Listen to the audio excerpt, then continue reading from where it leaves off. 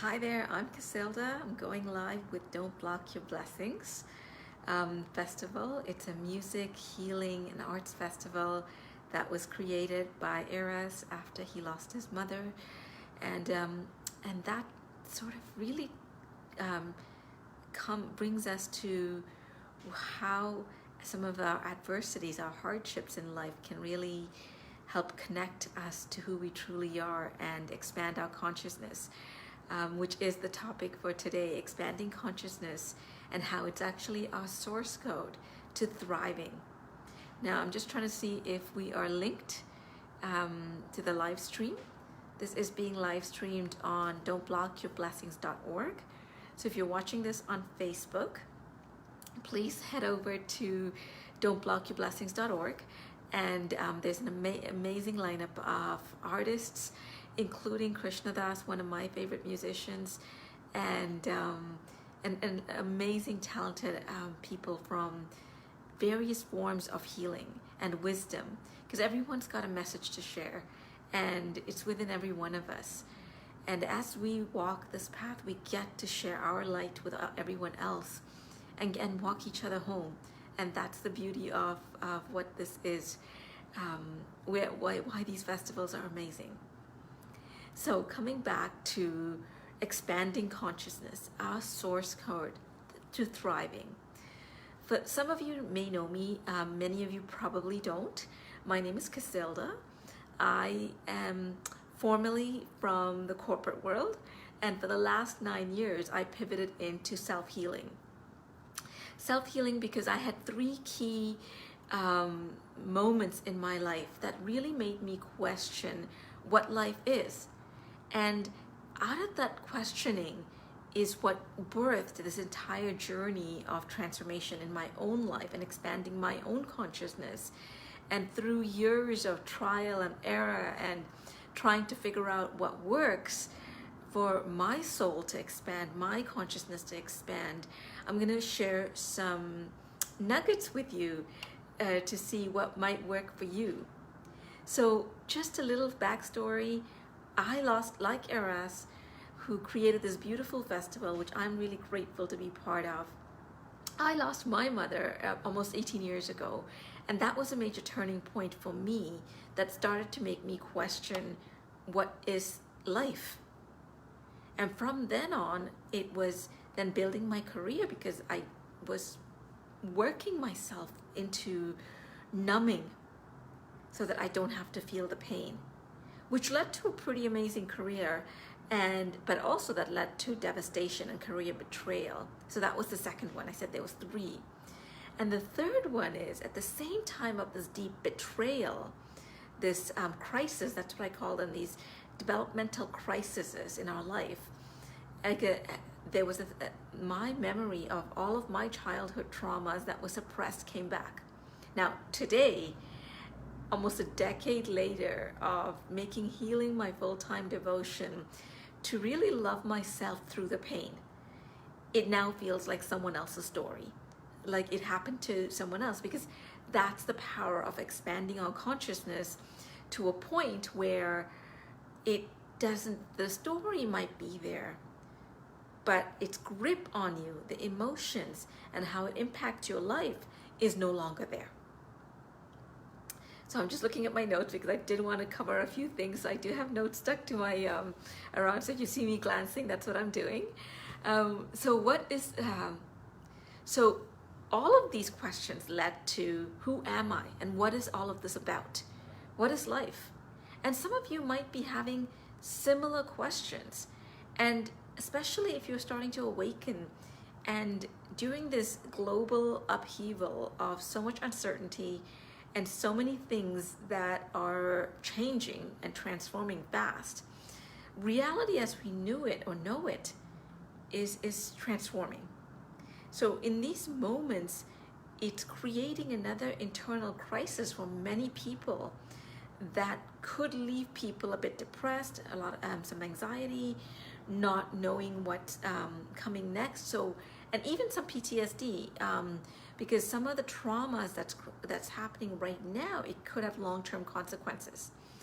And this is why I wanted to talk about expanding consciousness today as my Dharma practice to really share my light with everyone, because I've gone through all of those things that I just mentioned, and it's coming out of it and then really having practices to come back to that center and realizing what I am, who I am, and how I am in connection, how I can relate to the world around me and interconnectedness. So,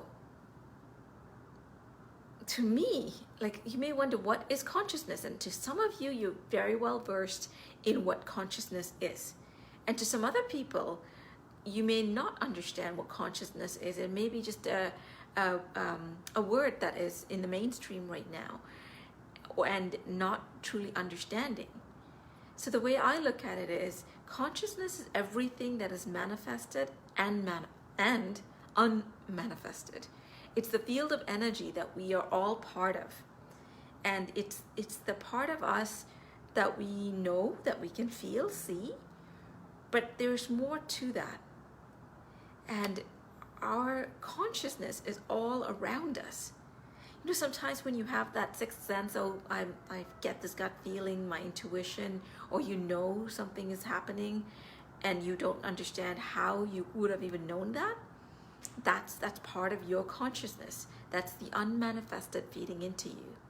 Another way to put it is, your consciousness is all of those mental images that you have created through life experiences. And we need some of these because this is what lets us function. Because if we had to relearn everything, it would be pretty difficult to get up in the morning and relearn everything every day.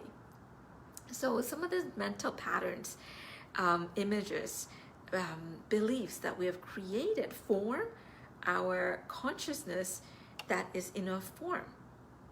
Now, as we learn what consciousness is and expand that it's more than that, just what's within us, it's all around us, it's the interconnectedness of all things, then we start to shift. And to me, starting to really understand this from a direct experiential point of view is what helped me transform my life and some areas where I felt like I wasn't progressing. And to me, it's all about being in harmony with this energy. So for many of you, there were imprints, just like me, from your early days. There could have been reasons, things that happened that start to create the narrative, the inner story for every one of you. And these inner stories, whether it's losing a parent at a very young age, or even something little as being told that you're not good enough, and it was just a little comment that that shouldn't have been sort of taken, but as a 5-year-old or 4-year-old, you may not have had the ability to understand that, and so you would have taken it very literally and then created a life pattern. Now, why that's important to consciousness is we create these mental pictures. These mental pictures of who we are. And that's not necessarily our true divine nature. So in these moments, I call them developmental crises. Well, several people call them developmental crises. And some of these are important for our learning to really come into our sense of our own well-being. And some of these could happen later on, because as we go through life, some of the patterns will repeat. Now, in even looking at my own life and expanding my consciousness, I went back and did an analysis of all of the things that happened to me and started to map out. And I started to see how certain cycles repeated. And Greg Braden has a really great timeline calculator. So if you want to go check it out, it's at gregbraden.com. And I started doing this, and I saw the pattern ages ago. But it's coming across his calculator that I was actually able to scientifically, using his method, go in and input the data to realize it was exactly on cue when the cycles repeated. So we get a chance to rewrite that story by expanding our consciousness. We get to change the narrative and we always have free will. And so expanding our consciousness, it can, next time that pattern is going to come up in your life, you can reprogram that and rewire that. And if we don't, you'll start to also notice that you will start to see the world around you, and the inner talk has distortion. What I mean by distortion is we don't necessarily see the world as it is. We are seeing it through all of our pains and limiting beliefs, or beliefs, not necessarily limiting, just our beliefs. Because some beliefs are amazing that can really propel you. So it's just certain beliefs that may not be serving you. So until we start to see that some of those life experiences have maybe created a default in your operating system, your inner system, that is now fear-based, then that fear could be linked to pain from various points in your life, even distrust. And some of this can be very useful. For example, people who have been abused. It could be really healthy to have, for your sense of well-being, until the trauma is healed, to have this protective mechanism. See, everything has multiple reasons for it being there. So when you start to see these patterns, it's really helpful to really be in the seat of the witness. And when you're in that seat of the witness, you'll start to see the programs, the distortions. Now, a lot of us already know some of this information, but we don't know how to stop it when it starts to happen. So I hacked this for myself because I was going through a few things, and I started to see some reoccurring patterns even after like 7 years of transformation journey and trying many modalities. There was so much that was still sort of reoccurring, and I couldn't understand why. And this is when my turning point came. It was around the 7-year mark. That was about 2 years ago. So for me, that meant that I wanted to, at that point, I was just tired of the cycles repeating. And I started to see what else could I do to shift the inner bias. And the inner bias, when we haven't healed that primary trauma, it will keep reappearing and reappearing. And then, so the default in the inner self is one of fear. And switching that to one of love can be your life's work. And that is not necessary, it's easier said than done. And I know, because I've been trying for the last over a decade to transform my own life.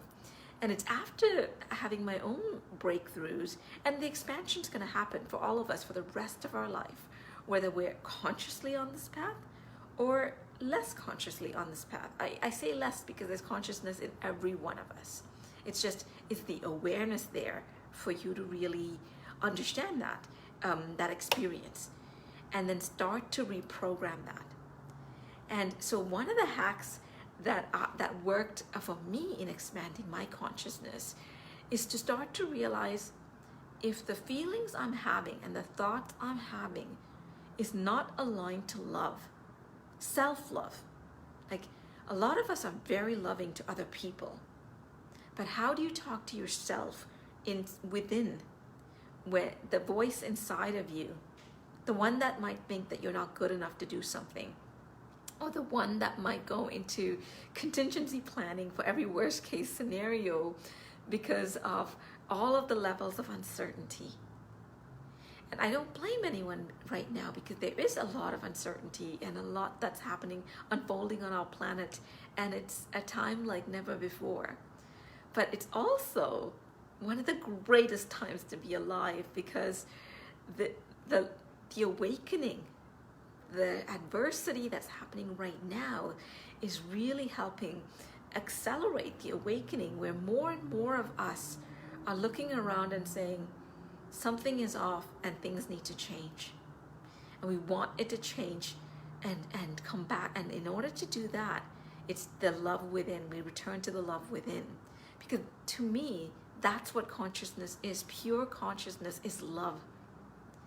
And then there's shades of it when we are operating in variations of fear modes, when we haven't fully realized that love is all there is. The pure consciousness, you can call it pure consciousness, love, God, universe.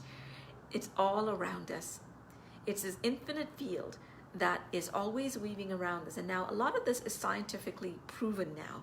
So those of you who are more science-based, you can look up the work of Greg Braden, Bruce Lipton, and many other scientists, including neuroscience and life sciences.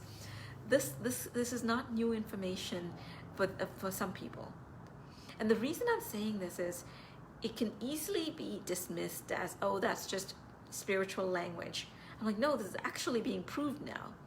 So in order for us to really understand that life is about love, is about joy, we expand all of that makes us contract. So we expand what makes us contract. So those are the hard shells that start to form because of life experiences and beliefs we have created around it. Like if someone had a parent that left at a very young age, they may blame themselves, or they may have trauma of some sort associated to that and have difficulty as an adult. Or if they come from a divorced household, they may be having a harder time really settling into a divine union and trusting that. So in order to start to witness all of these patterns, it's how do you love yourself more to allow yourself to feel the pain and transform it. And until we really feel it, no matter how much we meditate, and whether you're doing sacred medicine and working out or chanting, yoga, a lot of these are great practices, but it's with the intention to return to love, and then imagining another way to be. So the imagining, this is again not new information. Jesus talked about this, and Buddha and Krishna, they've all talked about this, and I'm not aligned to any one religion. But I do appreciate and respect and truly value the masters of all the ancient traditions. And my personal favorite, Ramana Maharishi. So as we start to transform and look within us and ask, who am I? Am I what happened to me? Or am I something beyond that? So what happened to you is not you.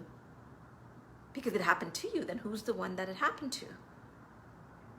And who's the one observing that? So do you start to see it's what happened to you is you were able to witness it, so that's not it. So then when you have the awareness that, oh, this happened, well, who's the one that had the awareness? That's consciousness.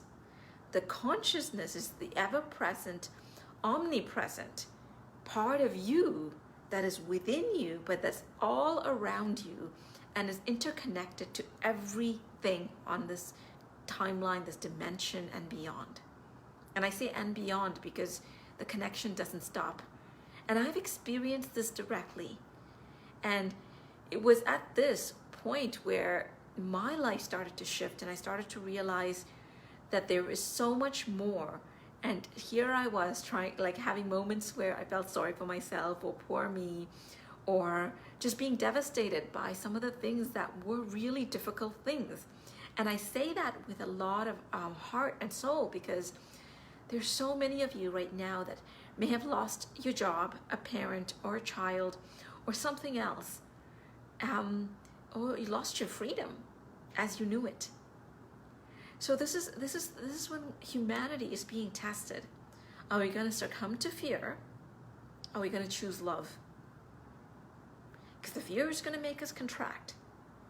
And you'll feel it in your body. You'll literally start to feel the repercussions of that bit by sometimes sometimes it's subtle. Maybe you can't sleep. There's maybe anxiety, depression, which is affecting a lot of people right now, or some of the long-term consequences is when it's not processed and supported well, PTSD.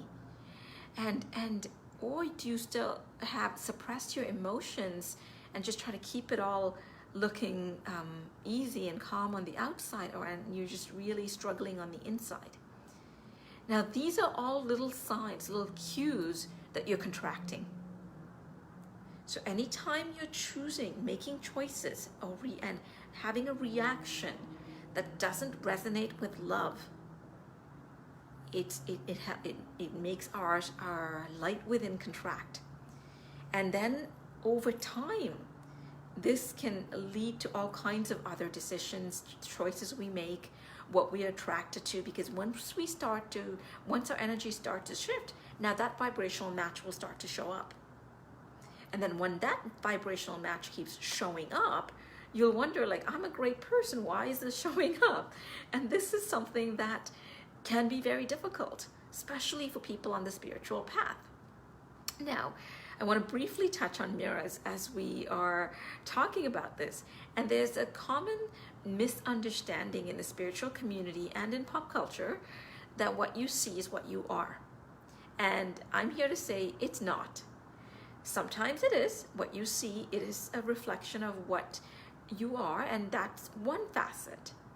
Now, I've always said in the past that there's more facets to mirrors, and that our job is to understand, what is this showing up? I had a recent aha, like some of the things that was showing up is what I was judging. So I'm sharing it with you because how is it that you might be judging something that is showing up in your life and you're like, I'm nothing like this, but yet this keeps showing up in my life and I don't understand. So this is the opportunity. So what we judge will keep showing up to teach us compassion, to maybe open our heart and be less judgmental of this. And again, I don't want to villainize judgment, because I was in a deep meditation last night and I accessed my own consciousness. I call it the control center. And I was literally about to pull out the program of judgment and completely release it. And my divine self just literally stepped in and said, no, you need a facet of judgment too. And I asked why? Because that can sometimes keep you feel safe. It's a part of discernment. So do you see that nothing is good or bad? It's all the energy that we bring to it, how we view it. So it's just to be very mindful. So another facet of what might be showing up as judgment is sometimes for your safety, but sometimes it's just what you're judging. Because say for me, like one of my personal is, I believe that women can be whatever they want, but I like to hold myself to a level of integrity and have a certain way about me. Now, what I would sometimes judge are very promiscuous behavior, and that to me was very hard, but then it kept showing up in my life in some people around me. This made me realize this is something that I'm judging, so it keeps showing up to help me have compassion, because everyone is doing the best they can, and it's a process of everyone's own human journey. So it's these kinds of things that help us as we start to understand, that help us expand our consciousness. So as we start to have more compassion for the one that judges from within and for the one that judges what's being witnessed, we start to loosen that contraction when it starts to expand. And as we expand, we start to feel the interconnectedness and love. And we'll start to see us in each other, but from a very loving place. And we'll start to see how we've all taken on facets of the human experience, because the divine, the consciousness that created this whole Leela, this divine play that is our reality, is unfolding so that all of these experiences can be had. And it's the synchronicity, the interweaving of all of it that is necessary on this planet, including some of what's happening and unfolding right now.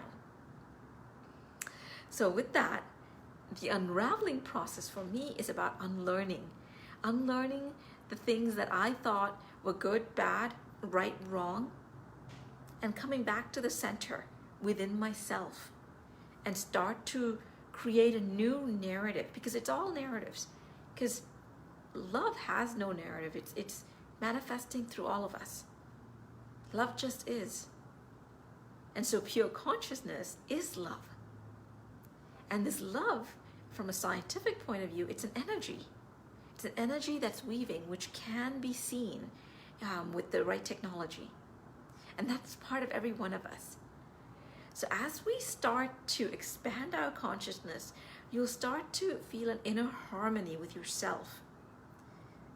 What you say, what you feel, and your actions start to align. That's harmony. And when that inner harmony starts to show up within you, you'll start to see that there's harmony around you. And so this becomes our journey, of transformation. And all of us are going to be on this journey, whether we like it or not. So why not give ourselves the best chance at expanding to truly realize who we are.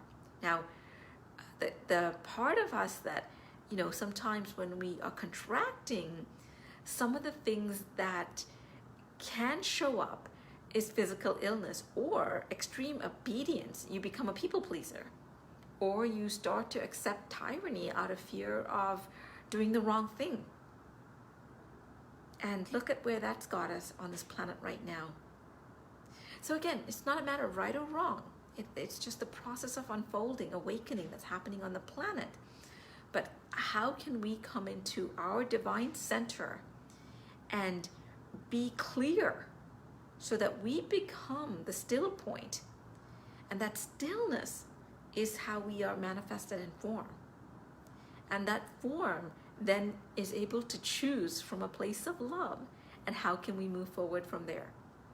And to me, that's where we start to thrive. And I'm talking about this from direct experience, because there was so many areas of this where, when the operating system was still having the trauma bias, and whatever that is in each of our lives, you can sit down and meditate and witness and ask yourself, journal, do whatever it is that it works for you. Go on a long walk, because walking can be a meditation. And ultimately you'll realize, life is a meditation. How we do one thing is how we do everything, and that'll start to show up. And there, it'll start to influence your thoughts, and you'll start to create, and you can intentionally do it, even if the the root program hasn't changed. So imagine that there's still some fear patterns, and there's still some stories that you feel very right in holding on to, because it was painful, it was difficult, and you'll know if it's not ready to go, because it still hurts very much. And honor that. Honor that as you ask your soul, your source within, to help you shift it. And that intention of asking itself, and it's not to some external God, it's to the source, the light within, saying, I may need help with this.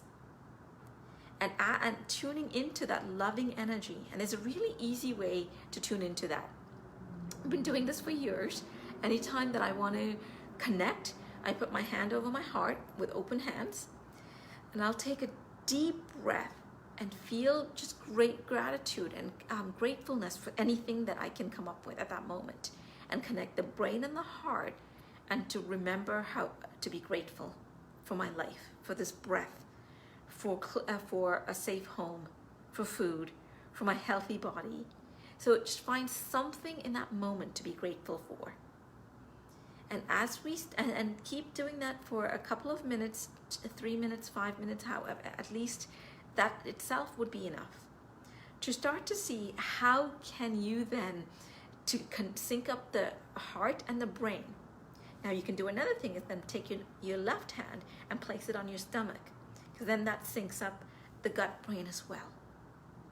So in doing this, we'll start to relax our nervous system out of that fear mode. And over time, with the intention, you'll start to align to love. And that loving energy, it starts to feel so good that starts to become your default energy. And And that doesn't mean you're not going to have another bad day or that something won't upset you. And that's okay when these but none of them linger too long, because the default has now become love. And this is actually, you'll feel it when it happens. As you expand consciousness, there might be a day where you just wake up and again, your inner operating system has switched from fear to love. And that day, you'll know it when you feel it. And some of you know exactly what I'm talking about. You felt it already.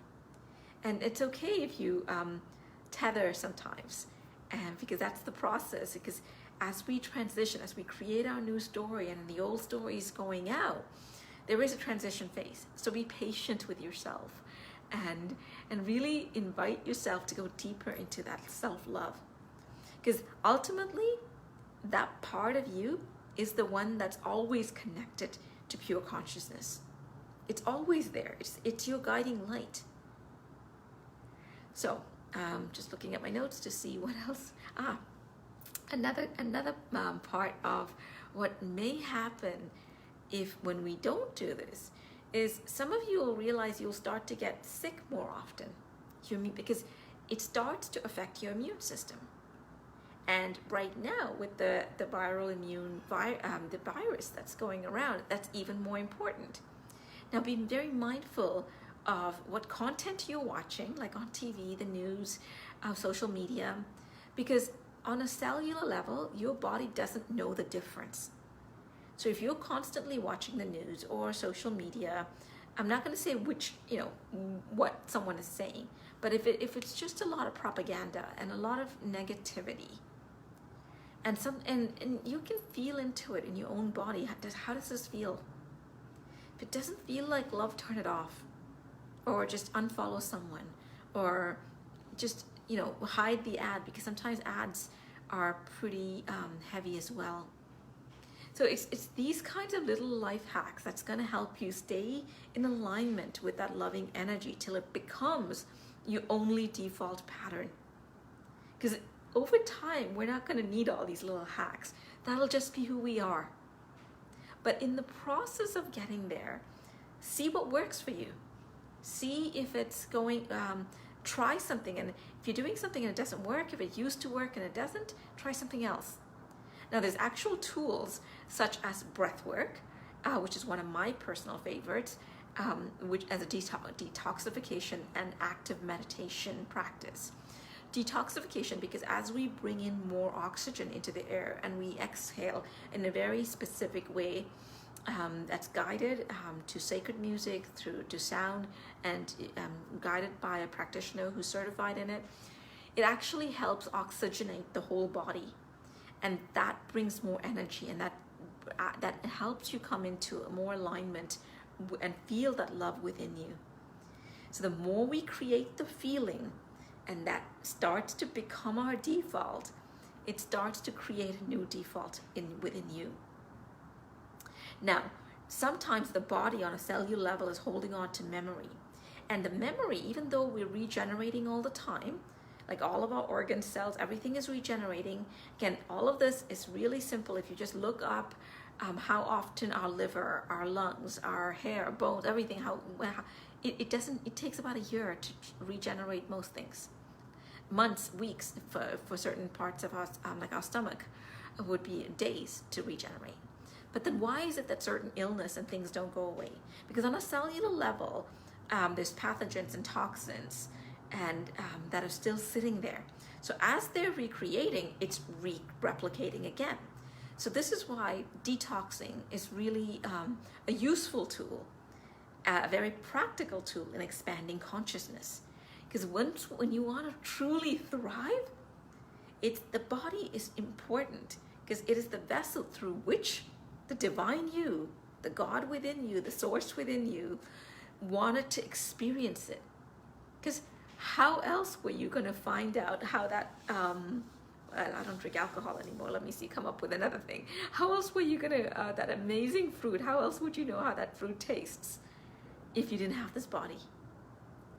So this is the power of detoxification, because if certain things are, and I found this for myself, because I'm just on week 11 of a heavy metal detox, And the reason I'm sharing this is because for so long, I had been doing all these practices, and the one detox I hadn't done was the heavy metal detox.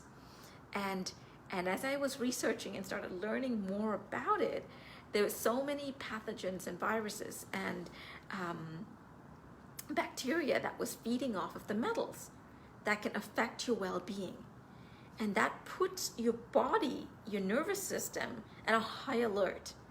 And when it's on high alert, it doesn't function always. It's not easy for it to function from this place of love, this place of expanding consciousness. So then they might be physically difficult for you. So taking care of the body, I mean, along with all the other basic stuff, like the standard things that many of you know, like going out for fresh air, hydrating well, so many of these other things, but some of but we don't always think that detoxing is going to help us expand our consciousness. We think it's just to have a healthy body, but the soul lives within and all around, and the soul is part of what is the facet of you that's the part of the consciousness. So in order to really have this direct experience of that, you connect within, and you clean up the inner system so that it becomes a vessel for love to thrive. And to me, that's expanding consciousness and connecting to the source within you. The source code is within you, and that helps you thrive. So, and when our immune system starts to weaken and all these other things start to happen, you don't function the same way. So then other things can come in and you're more impressionable, and new imprints that are not of love can equally be made. So just think about that as you tune into this and to see if this resonates for you. And the beauty of why this is so game-changing, life-changing, is as we start to harmonize the inner and the outer. So as we start to harmonize what's happening within us, and you start to harmonize with the environment and be at peace with the environment around us, well, the environment within, when it's peaceful and you expanding, that the outer environment starts to match. And to me, harmony is just peace. And peace, the pure supreme peace, is bliss, is part of that bliss. It's the primordial consciousness, the ultimate expansion. And when you start to witness this facet of you, that becomes your code to thrive. Because then you know you've experienced it. So you can sit down, meditate, even in those deep, difficult moments, put your hand on your heart. Take deep breaths in, deep, long breaths, and exhale, deep, long breaths, 3 to 5 seconds, inhale, 3 to 5 seconds, exhale. And then, you'll easily connect back, because now you've directly experienced that source within you, the primordial peace, the oneness, the omnipresent feelings that you've directly experienced. It becomes really easy to return to that point, even when something shows up that might have triggered you in the past. So this is sort of all of the different benefits to expanding consciousness. So another little thing that's been working for me, and I'm sharing it, is because a lot of us know this, and we all did this as kids. We used our imagination to create anything we wanted. We actually used to have imaginary friends, some of us, and play and have storytelling, and and this was very real to us. But as we grow up, we think that's childish, or we are told not to. But as we come back to truly understanding this, and that our thoughts create our reality. But then what informs our thoughts? It's our feelings. And what informs our feelings? It's the mental pictures that we are having informs those feelings. So create a different mental picture. So if you truly want to thrive in whatever that feels like thriving, I'm not defining what thriving is, because thriving is going to be different for every single one of us. For some people, it's just to be an amazing mother. For some people, it's going to be build an amazing company, or to go save, rescue kids that are being trafficked, or whatever, or be a great farmer, or be a great housekeeper, whatever. Whatever it is that's thriving, it's that sense of joy. So what gives you joy, that's what's helping you thrive. So when we start to imagine another way to be, and that feeling is there, that then becomes your thought pattern, because that thought that feeling informs your thought, and the thought then leads to action. And as we are shifting and navigating, letting go of an old way of being, this can feel difficult at times, because some of us, like I did in the past, had a bias to think the right things and create from what I thought what I was doing, to create actions that are coming from positivity. But to me, that was, I had to go deeper. That wasn't it. The real shift came when I started to realize it's the imagination. And the imagination is the mental pictures we're creating. And when we create different mental pictures, we have to feel the energy of what we're creating as if it has already manifested. And this is not new information. Many great mystics have talked about this. Jesus talked about this, Buddha talked about this. But I'm now reminding anyone who needs to hear this message right now, because I'm doing this in my own life. And it's like what I couldn't shift for years, radically shifted in over a 2 to 3 month period. And so just imagine, like, I spent almost over a decade on this journey, unlearning and examining and feeling the pain and letting things go. But it wasn't until I truly understood the art of feeling the imagination that it started to really shift for me. Because the victim is gone. Because I realized, just like you, we are all powerful creators. And you're always creating, but if you are creating from a point of unawareness, that your inner story, what you're imagining, you're feeling. If you're feeling a lot of pain, as much as that can serve for parts of it to let it go, if we're sitting in that pain all the time, that's what's being created, because that's informing your thoughts, and your thoughts are informing your actions. So rewind all the way back, and every time become the witness of the thoughts, and go back one step and saying, okay, what informed that thought? And you'll start to see that the mental picture, you're still holding on to it, of something that may have hurt you. And rightfully so, because you'd never want that to happen again. So have the compassion, and compassion is the key. So when you can really surrender to the self-compassion, we can extend that compassion to everyone around us. And that's the key to self-love. And self-love will then help you thrive and expand your consciousness. So I then started developing a hack that every time a thought came up, if the mental picture wasn't one of compassion, of one of self-love, immediately pause, rewrite that program. So it's to really come into this understanding that everything I'm feeling with intense passion, and I'm feeling it, is manifesting. And you sometimes don't realize, well, when did I align to this? If something shows up that you didn't appreciate that much. Well, it may have been a long time ago when you set a cycle in motion. Because cycles repeat until we have the awareness, and then we witness it, we unlearn, and then recreate and write a new program within us. And the program is the default program.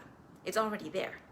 It's just coming into that with that knowing, that deep truth within you, that deep knowing, to then come forward and see, just watch the miracles unfold.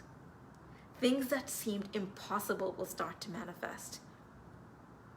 And you'll surprise yourself, because it's like, oh, this is, to me, I've surprised myself. I'm like, it's this easy? And here I was sweating it for over a decade, trying to understand this. But this little shift has been the longest journey, and it's the most incredible journey. And you'll start to see why right now is the greatest time to be alive, regardless of what may be happening. Because then when you reprogram the inner, we start to collaborate differently.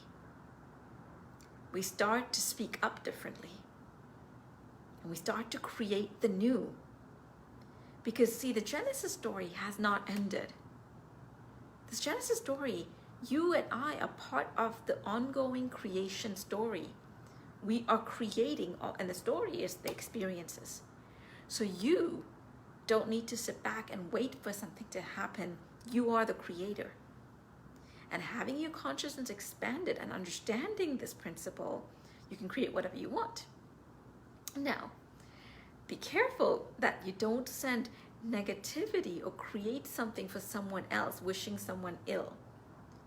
The reason is you don't want to do that is the first one that's going to experience that, because you have to feel it to create it, is you.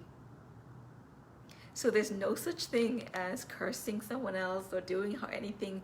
It doesn't work that way. Because the first one that's going to experience that is you. So in those difficult moments when someone's really hurt you and you say something, like when you have the awareness, when you say something internally or feel it, call it back, clear it, cut the cord. Because we're all human, we may have these moments. And so as we're expanding our consciousness, there might be something that pops up that takes us out of this inner groundedness, this alignment. That's part of our unlearning and unraveling. And that's very human. So as opposed to rejecting it, just witness it and then rewrite that, reprogram that. And the way I do it is, especially if it's someone you trusted, if there's betrayal or if you've just lost your job because of something that's happening politically, it can feel very hard, especially if there's evictions or young children, and there's all kinds of hardship going on the planet right now as part of this global transformation awakening that's happening on the collective field. But what I do is I just sit down, meditate, and wish them well, send them love. Because then that's what you're creating within you, wellness, love.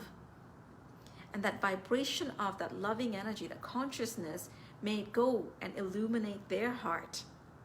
So see, we constantly keep applying this principle of expanding consciousness, even in those difficult moments, through our awareness.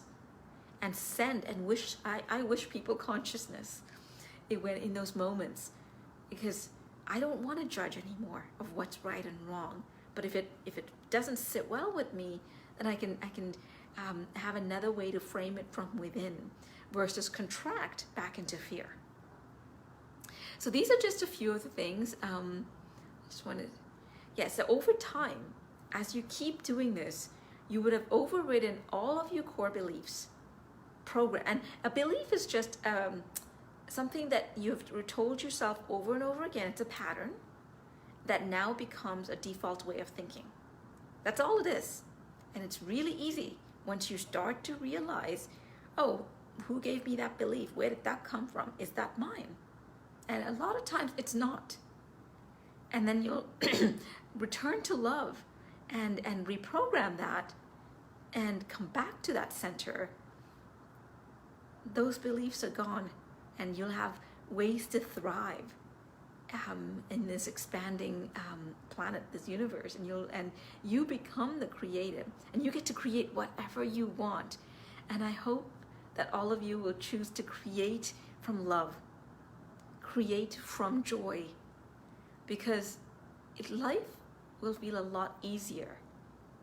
And that easiness is a part of the softening, and that easiness is what it's meant to be. Life isn't meant to be a challenge. See, the divine creator, the divine architect, spirit, we aren't meant to struggle. But the struggle comes when we have forgotten who we are. And the struggles come to help us bring us back into alignment, to remember and realize, self-realize that we are the creator. we are part of that omnipresent one.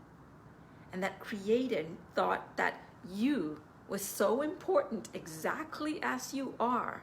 Exactly as you are. Not one thing needs to change for that human experience to unfold on the collective. So if any of you are having thoughts of unworthiness or not enough, just remember you are part of that one divine consciousness. And that divine consciousness felt that one of you was also needed for this human blueprint to unfold, for this journey to happen. So just look at yourself from that eye, and that's part of expanding it, expanding your consciousness, and remembering how worthy you already are, that you don't have to do anything to be worthy. You already are. And that starts to write the new program within you, the code within you. It's activating the code within you, the code of love. And that divine light, when it starts to become stronger and stronger, every one of us becomes that supreme consciousness in action, that flow. And then we get to create peace on earth. We get to create love on earth, and we get to create whatever we want to that gives us joy. And it comes, and we start to create in collaboration, in community, in togetherness, less of greed. Because greed underlying that, more for me, is coming from a fear of not having enough. But an abundant mindset, a mindset of prosperity, knows there's plenty of everything. Even in the most difficult situations, things will magically manifest. And it's not really magic, it's provable by science. But for some people, it'll just seem like, wow, how did that happen? And my life is a living testament to a point. Some people in my life don't even understand how I make this all work, because I'm like, it finally, after my first journey into transformation work started in April 2008. When I went on my first detox retreat and meditation retreat to Thailand. And I didn't know what I was getting myself into. And I opened the Pandora's box, and there was no closing it. So the lessons, the hardships, for all the erroneous thoughts that was still deeply seated in me, one by one they were being excavated. And it's a deepening as we expand.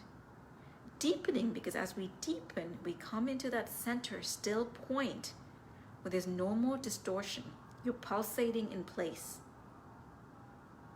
And that is a powerful place to be, to create the life of your dreams. So I hope this has served. I want to thank Arezu again for putting this together. It's moments like this where we really get to show up in each other's lives and use adversity as our catapult to really make those leaps. Like Arezu has turned the passing of his mother into this beautiful festival. I turned the losing of my mother into this almost 15-year journey of transformation. And now I get to share this and then go create whatever my heart desires. So if you want to know more, I am starting weekly breathwork classes. I'm a shamanic healer, and I'm also a certified core healing breathwork facilitator. I bridge some of that in the way I do the breathwork classes. It's actually core healing shamanic breathwork. And you'll feel, and it's completely guided, so you don't need to have any experience to try it. And it's by donation, because I know some of you are stretched and some of you are super abundant. So people can pay more to support someone else's free class or donate whatever you can. But I wanted to make this available as part of my Dharma practice, of my giving back to help expand consciousness, to bring this tool available to you. So if you go to my Instagram and you just look on there's a link, and you can register. The first one of my public class, I've had a few already, but the first public major one I'm starting is this Sunday at 11 a.m. Pacific, 2 p.m. Eastern. And there's information on the link how you can register for it, and you'll get a link, and then we can keep in touch, and I'll walk you through how we can use one modality and answer your questions, and that'll be when we get to explore this area a bit more. So I just want to thank Arezu. I want to thank the Don't Block Your Blessings community, and please check out all the other healers and musicians and artists. It's a really eclectic and creative and amazing community that's here. So check them out, and I hope you guys have benefited, picked up something. And remember, it's not the one thing that's going to work for everyone. Try many different modalities. In my own journey, I've tried dozens of things, and some of it didn't work for me, but it worked wonders for someone else. So we each have our own blueprint and our own sacred code within us, and our soul knows. For me, breathwork is one of those that really works, because not only do you de-stress and relax and connect to the divine consciousness within you, you also detox through bringing in more oxygen. So this is why I love it, and I'm offering it on a donation basis. So check it out if you want to be part of it and learn another way, or if you already know breathwork, have practice with someone who has a shamanic background, and then see what else is going to help you thrive. And don't forget the breathing technique. Put your hand over your heart, 5 seconds, deep breath in, feel that gratitude, feel that compassion for yourself, for all of those that are going through such difficulties, hardships right now, for what this humanity, this planet has gone through. And then exhale for 5 seconds and sync up the heart and brain and visualize through feeling it, the world you want to create, the life you want to create, the frequency that you want to activate within you, and then you'll see it manifest, align all around you.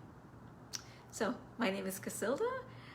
It has been my joy and my pleasure to share this nugget of wisdom, and I hope you keep striving towards your own direct experiences of expanding consciousness. Bye.